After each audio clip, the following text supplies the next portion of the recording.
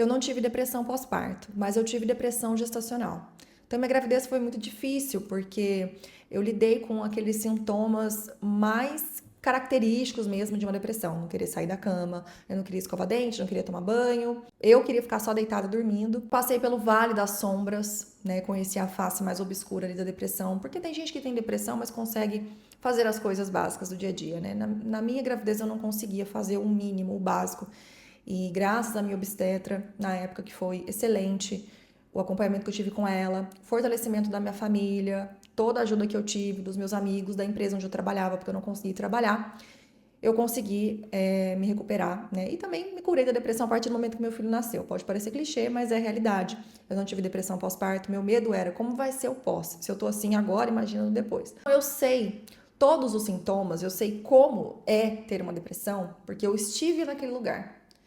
Só que aí hoje, antes, né, de chegar nesse estado, porque assim, gente, quem teve depressão uma vez é muito arriscado ter de novo. É muito, existe uma possibilidade disso acontecer. É por isso que eu mergulhei mais a fundo ainda aos estudos da mente, ao autoconhecimento, à inteligência emocional. Por quê? Porque eu sabia que eu já tinha um pezinho ali, né? E se isso aconteceu comigo, nessa fase da vida, de repente poderia acontecer de novo. Então, eu sempre procurei ter um olhar mais cuidadoso para mim mesma, justamente para não deixar me afundar, para não cair lá no fundo do poço de novo. Por isso, no vídeo de hoje, eu queria trazer aqui para vocês alguns hábitos que parecem bobos, mas que eu coloco em prática para não me afundar de vez. Então, assim que eu percebo que eu estou no momento mais desafiador da minha vida, são essas coisas que eu faço para não deixar, né, me afundar. Porque assim, gente, toda vez que você quer evoluir, que você quer crescer, que você quer ser alguém melhor na vida, é muito difícil, tem muita resistência. Agora, se você quiser ir para baixo, rapidinho. Parece que te empurram, parece que todo santo ajuda. Então, quando você percebe que está começando a cair ali sua vibração, sua energia, você já está ficando mais pesada, mais negativa, mais angustiada, se você não tiver o discernimento para resolver as coisas, é um pulo para você ir lá para baixo. E aí, como eu tenho muito medo de voltar a ter essa depressão, eu tô sempre, né, me cuidando para que isso não aconteça. É claro que para quem tem uma depressão diagnosticada, deve-se fazer o tratamento recomendado com o psiquiatra, né, acompanhamento psicológico e todas as outras coisas, as terapias que envolvem aí essa doença tão difícil. Depois dessa depressão, né, na gravidez, eu nunca mais tive nenhum episódio nesse sentido, embora eu tivesse passado por algumas fases, né, desafiadoras, luto de parentes, pessoas próximas, enfim, a pandemia, né, que também afetou muito a gente, mas ainda assim, né, eu consegui me mantendo ali. Porém, em 2024, eu tive um grande baque na minha família, foi algo assim, muito do nada, relacionado à saúde, uma pessoa jovem, tava tudo bem, e aí, de repente, se vê entre a vida e a morte por causa de uma pedra na vesícula. Uma pessoa que foi desenganada. Então, esse período de 3 meses que a pessoa ficou em coma, ficou ali lutando pela vida, eu fiquei muito baqueada. Muito baqueada. Se tem uma coisa que me pega é saúde. A minha e da minha família. Isso é algo que realmente me tira dos eixos. Então, nesse período, eu comecei a despencar. E aí, o que a gente passa a fazer? Quer ficar mais tempo deitada? Não tem ânimo para fazer nada? As coisas perdem a graça? O teu foco tá 24 horas lá no hospital. O que vai acontecer? Qual vai ser a notícia? Porque daí tem um horário, né, que os médicos dão o boletim da pessoa. Os boletins eram muito desanimadores. Então, essa fase eu despenquei.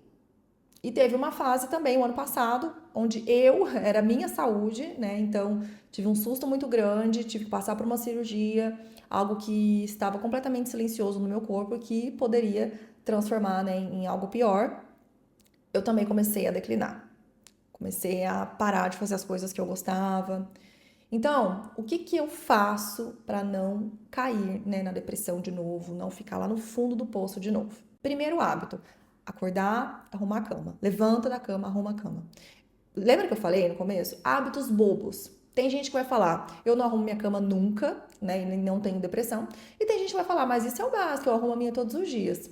Enfim, gente, tem gente que não é assim, tá? Então, se você é aquele tipo de pessoa que sempre deixou arrumadinha, mas aí de repente para de arrumar, não tem mais ânimo, fica aquela bagunça, aquela coisa, já se levanta arrastada. Então, eu parei de fazer isso. Primeira coisa que eu faço. Quando eu percebo que eu tô bem mal, começando, né, ali a cair, eu paro de arrumar a cama, falo, à noite eu já vou deitar mesmo. Opa, peraí. Não tem essa. Não tem negociação. É levantar, arrumar, dobrar, abrir a janela, deixa o sol entrar e é isso. Porque um dia leva o outro, e aí leva mais o outro, e aí daqui a pouco você também já não tá mais querendo levantar, não tá querendo fazer mais nada, porque a cama tá aquela bagunça. Enfim, então eu arrumo minha cama todos os dias, sem exceção, e principalmente nas fases que eu começo a ver que tô mais angustiada, preocupada. O segundo hábito que parece bobo, mas ajuda demais, é com relação aos cuidados com o cabelo. O cabelo, pra mim, foi algo que pesou muito na época da depressão, porque eu simplesmente, assim, esqueci que tinha cabelo. Não penteava, não lavava, fazia uma pituca aqui em cima, era uma coisa triste. E aí, depois, nesses 2 períodos mais difíceis que eu me lembro, né, dos últimos 10 anos pra cá, com certeza esses foram os episódios mais marcantes, eu começo a perceber esta falha de ter preguiça de lavar o cabelo, de ter preguiça de escovar o cabelo, de ter preguiça de pentear o cabelo, e aí a pituca volta a fazer parte da minha rotina. Eu não lavo o cabelo todos os dias, mas existe, né, um cronograma ali que eu preciso fazer e, naturalmente, eu vou, né, segui-lo de acordo ali com a minha semana. Mas nesses períodos, como eu disse, não existia isso. Eu já passei mais de uma semana sem lavar o cabelo. Isso pode parecer chocante para algumas pessoas. Tipo, como é que consegue? Eu também não sei. Eu não sei explicar, mas aparentemente você consegue. Se você não tiver o ânimo o suficiente, né? Então, este segundo hábito que parece bobo, mas que eu incluo na minha rotina, pelo menos nesses 2 episódios que foram muito difíceis, que eu senti que eu já tava, né, com um pezinho ali na depressão. Eu lavava meu cabelo, penteava, fazia uma trança ou um babyliss, tentava manter ele ali, né, sempre arrumadinho para não passar esse aspecto também, né, de sujo, de oleoso. E, gente, o negócio tá aqui na cabeça, sabe? Parece que até os teus pensamentos ficam ruins. Então, o cabelo é algo muito importante que você não pode, né, esquecer aí nesses períodos difíceis. E o que nos leva o terceiro hábito, que é se arrumar, nem que seja um pouquinho. O cabelo já dá uma grande ajuda, mas o rosto, né, a roupa ali, aquilo que você veste, enfim, também ajudam. Eu não sou a pessoa que fica arrumada, impecável dentro de casa, mas todos os dias eu acordo, eu lavo meu rosto, eu passo um protetor solar, e nem que seja para pentear a minha sobrancelha. Eu gosto de passar um blushzinho também, que eu tenho uma pele meio opaca, e isso traz uma cor. Mas esses pequenos cuidados também fazem toda a diferença. Tem dia que eu não vou passar nada, vou passar só o protetor, mas independentemente disso, gente, você precisa se sentir bem. Por mais que a tua cabeça esteja martelando, o pensamento esteja naquela pessoa, ou no seu problema de saúde, ou no seu problema financeiro que tá ali te tirando o sono, você precisa tentar, né? Se esforce ali, tipo, nossa, tô me sentindo ridícula. Mas eu vou passar aqui um rímel, vou dar uma tapeada, vou arrumar meu cabelo. Então, começar a se arrumar. Dentro de casa também, tô dizendo que você tem que ficar ali no salto, nada disso. Mas coloca uma roupa bonitinha. Eu ficava de pijama o dia todo, ou então camiseta rasgada, enfim, né? Tem dia que é gostoso ficar e tudo, mas todos os dias não.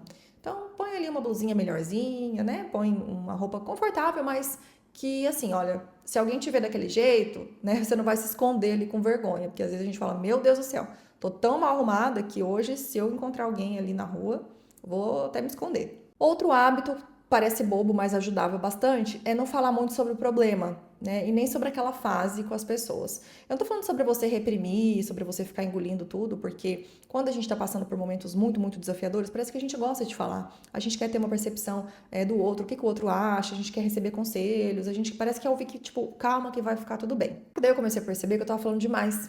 E falando pra pessoas que não iriam me ajudar. Falando pra pessoas que assim, não ia mudar em nada, sabe, a minha vida? Pelo contrário, eu comecei a me ver na figura daquela pessoa que só fala coisas ruins, só se lamenta. E aí eu falei, quer saber? Eu não vou ficar mais falando sobre isso com ninguém. Na minha vez também, quando eu fiquei com esse problema de saúde, né? Não falava também. Só fui falar depois que eu já tinha operado, que eu já estava com o resultado em mãos da biópsia. E aí que eu falei tudo que eu tinha acontecido. Tantas pessoas falam, meu Deus, mas como você conseguiu não falar e tal? Porque eu achava pior ficar falando. Falar menos sobre esse problema não vai fazer ele desaparecer, mas também não vai dar mais atenção, né, para ele. Porque também falar sobre ele, somente sobre aquilo, sobre todas as suas preocupações, não vai resolver muita coisa. Então eu falava com Deus, fala com Deus, fala aí com o universo, com aquilo que você acredita, né, nas suas orações, ou com alguém que você realmente confie, mas evita ficar falando também muito ali sobre o assunto que, na minha percepção, isso pode piorar. Por último, um hábito muito bobo, esse eu tenho em prática até hoje, é consumir conteúdos, coisas leves.